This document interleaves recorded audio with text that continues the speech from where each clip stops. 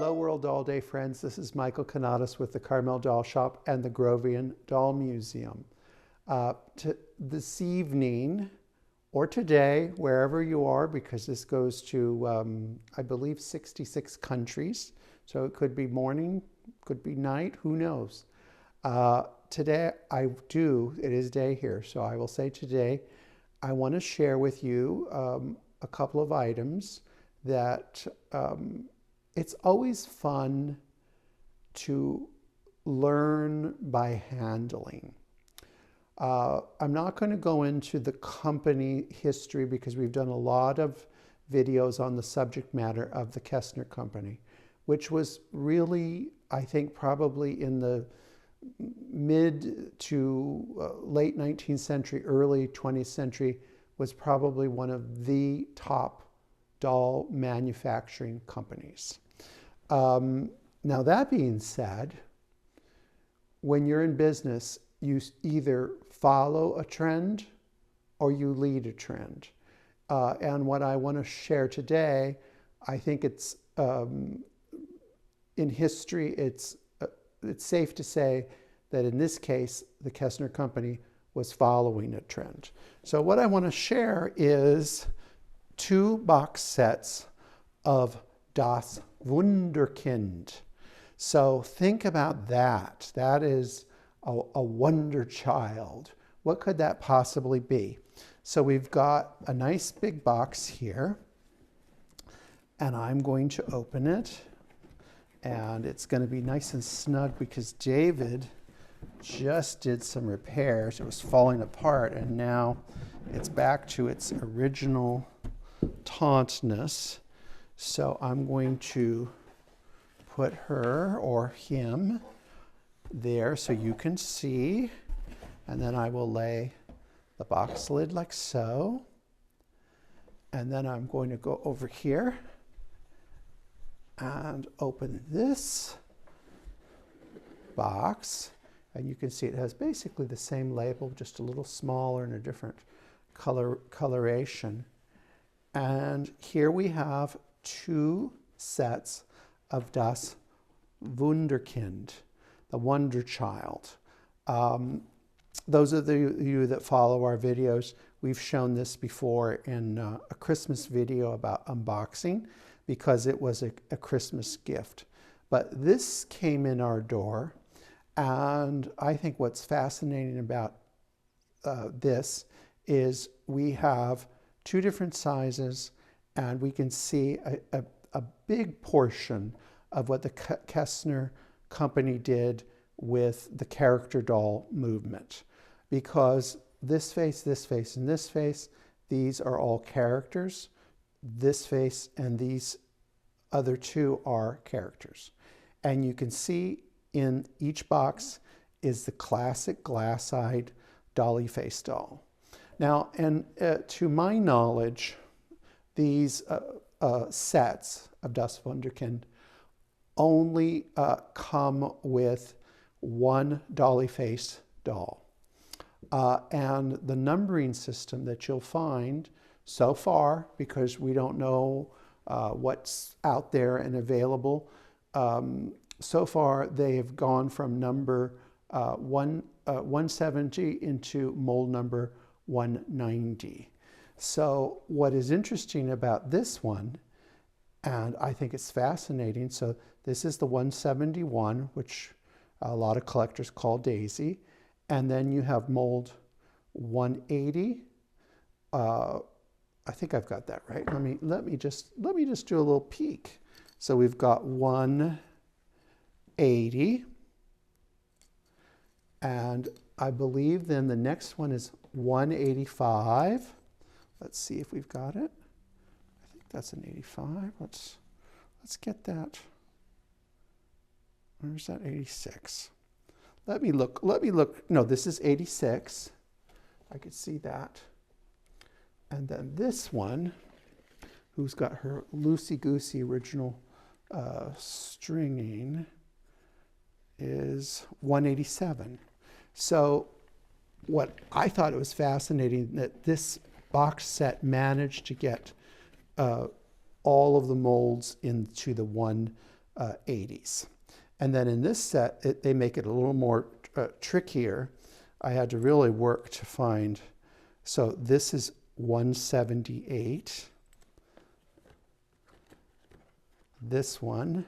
And I think that we have two dolls that if you compared the two boxes, that in each box there's a doll that I believe was meant to be a male. And then we've got 184. And then this one I could not, because it's the original wig and it's glued on so tight, I think that the only way you could really, I could get it was by comparing the molds. So these two here are the same, but the eye color makes it quite a bit different. Both dolls are on their original Kestner bodies. At this period, and through most of the Kestner's existence as a company, they made everything. They made the bodies and they made the heads. And I'm sure that they made all of the in-house components to go with them, which, you would think that that would be normal, but it really wasn't. A lot of the companies did exclusively making heads and then buying bodies from other firms. Just like doll makers today don't, most doll makers do not want to make bodies. They want to concentrate on the heads. What you'll find with these is that all of these dolls have plaster pates. That is the kind of, and those of you that don't know what a pate is, it is, well, this one's not going to be a good example. How about this one? If we can get around. You'll see that is the plaster pate. So a pate is the head covering of the top of the head. And so that was an easy to find product for them to use to make. And I think once they made the mold, they would make a mold of the plaster for the pates, just the same as the heads. It would be a very economically feasible thing to do to make them themselves. And since we have this one in her, or maybe he's a he here, but here you can see this would be the typical mark that you'd find on a Kestner. Not always, but this is one of the marks. And then I can't show you, but I can tell you that usually, almost always, the back of the thighs are flat. And that was kind of smart because the dolls could then easily sit without falling over. And there are, in this particular Das Wunderkind, this is the kind of body that they have. There are many, many iterations of Kestner bodies. Now, you would think that we've got two sets here, and so we could make a total of 8 different dolls. But this is just the tip of the iceberg. Because of the many different molds there can be a whole bunch of different iterations of this. And to make it even worse, all of these mold numbers also came with glass eyes. So you could literally have a Das Wunderkind with every doll having glass eyes, which I think would be a very interesting study. Now, I will confess something, that I'm pretty good at remembering mold numbers and whatnot, but in actuality, these are they're not easy to come by. There are not that many of them out there. So in our 40-year career, we haven't handled as many of these as, say, a Hans or a Gretchen or a Peter or a Marie. There's a lot less of these. And these sets, there aren't that many of these. The collectors that have these are very devoted to the Kestner company. They're also devoted to German character dolls. And as I was doing a little research, getting ready for this, I was looking at Mary Kromholtz's book on German character dolls, and just seeing all the imagery and all of that made me kind of fall in love with them again. Now, I think probably you're at home thinking, what a stupid idea for a toy to hand this over to a child. Now, many years ago, we had a small size set. And in the set was the paper instructions to change the head and a tool, a very odd looking tool to pull the stringy material up. And I do think it was a terrible idea to have this, hand this over to a child and expect them to change the head. And I think that's why there's very few of them surviving today. And I would imagine that in the past generations, the collectors of long ago, when these were incomplete because of breakage, that it would be irresistible to go ahead and put, 3 out of 4 dolls on bodies, and then you can sell them better. But I do want you to stop and look at when I think of Kestner, I think of very, very high quality bisque, and I think of high quality painting.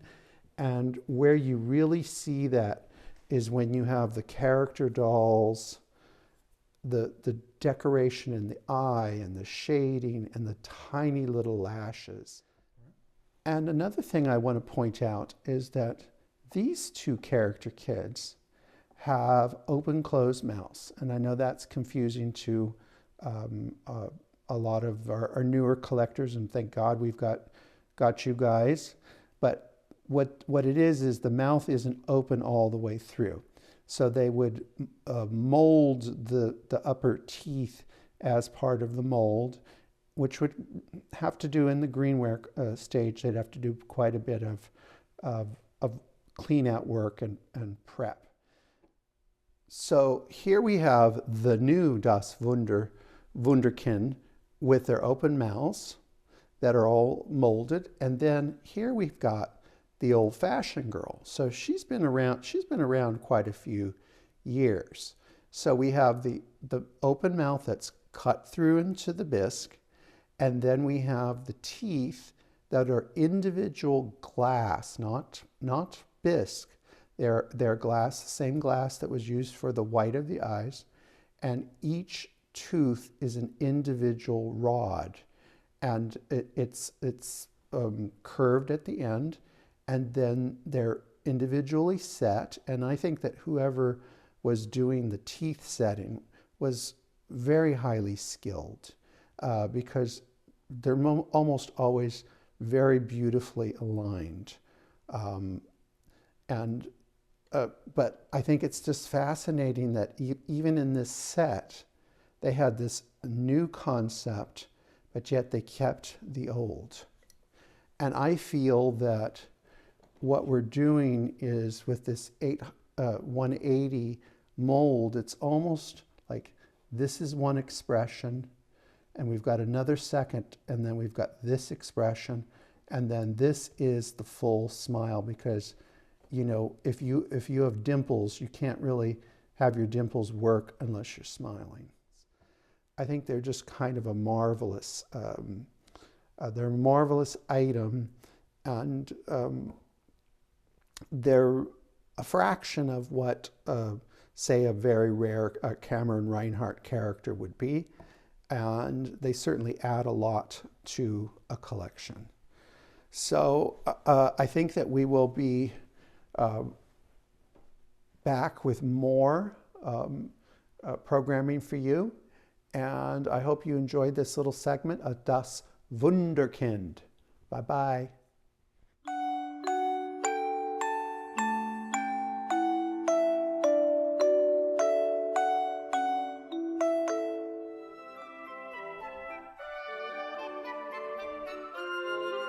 Remember to like, subscribe, and hit that notification button.